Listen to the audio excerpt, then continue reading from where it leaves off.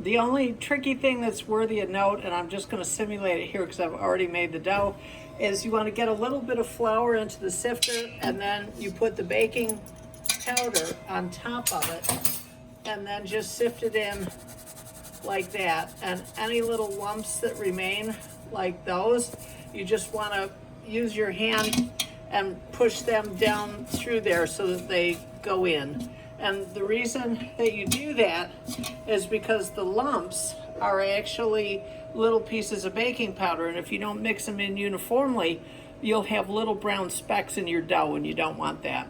So you mix all your dough in the Hobart, you mix the dry ingredients together with the paddle, and then when you go to put the liquid ingredients in, you want to use the dough hook, because the paddle mashes the dough against the bowl and it'll make the scones a lot tougher because it'll give you gluten development that you don't want. So when you put the liquid ingredients in, make sure you use that. It takes 5 cups of milk, not milk, heavy cream.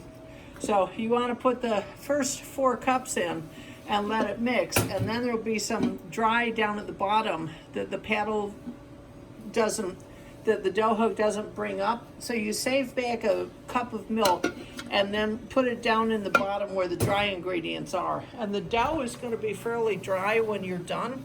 You don't want it to be overly wet, but it needs to stick together. So you want to divide it into thirds, and you use the scale, and thirds are going to be right around there, a little over 2.5 pounds, but it depends on which dry ingredients you put in, so that can vary. So what you want to do is roughly divide it into thirds, and then weigh each third that you put on there, and then correct it by moving little handfuls around so you get a weight, a final weight that's right around there. Once you get those done, you take this 8-inch cake pan, flour it on the bottom, and take the dough and push it in until it's pretty much flat. It doesn't have to be perfect. And then once you get it so that it's pretty much flat, you turn it upside down and tap it firmly until it comes out. So then you have 3 discs like that, and you just brush the extra flour off and brush them with butter and put a really thick layer of sugar on it, and the sugar crystallizes in the oven and makes them really good. That's one of the secrets. So hold on while I get some butter. The butter is kept here, melted butter, so just take that and put it in the microwave to make sure it's totally melted. When you bring it down, if there's any milk underneath it, you want to pour it out. In this case, there's not. It's already been poured out, so we're just going to melt this. Okay, so we've got our butter melted. That's melted enough. So just make sure that you've brushed all the flour off, because if you try and brush butter over flour, it's not going to stick.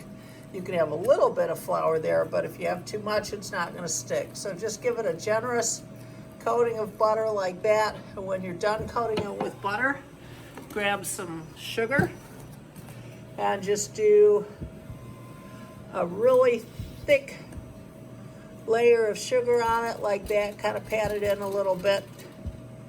So that's what you're looking for. Now we're going to get a dough blade and divide this. So let me get a dough blade and then we'll divide it. Okay, so you want to divide this in 6, and the way you do that is kind of stand over it so you can see if it's even, and divide it in half, and then divide each half in thirds, and then look over your thirds and see if they're about even. This one's a little bigger, so we're going to put a little more over there. And if you like the way they turned out, then you could just follow them through to the other side, and that's all there is to it. So what you want to do is divide these like that, and then the ones that you're not going to bake, just put them, wrap them in saran wrap or use a Ziploc bag and freeze them all cut, so that when somebody comes to make them the next time, and see, that's going to stick on there when it bakes and be fine. So this way, when somebody goes to bake them, they don't have to worry about portioning it because they're going to be frozen. So all they have to do is pull them out of the bag. And what you want to do is put these on a sheet pan, bake it according to the program, and that's all there is to it. You want to loosely spread them around on the sheet pan, which I will show you. So that's what they look like. You want to make sure they're all spread out.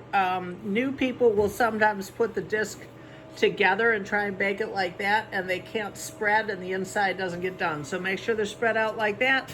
Bake them off. They'll turn out beautifully. You'll love them, and so will our customers. Thanks. And then with any luck, this is what the scones are going to look like when they're done. They're just amazing. They're starting to break open on the top right there, so you know that they're done, and just a little bit of browning on the side, and those are perfect. Your customers will love them.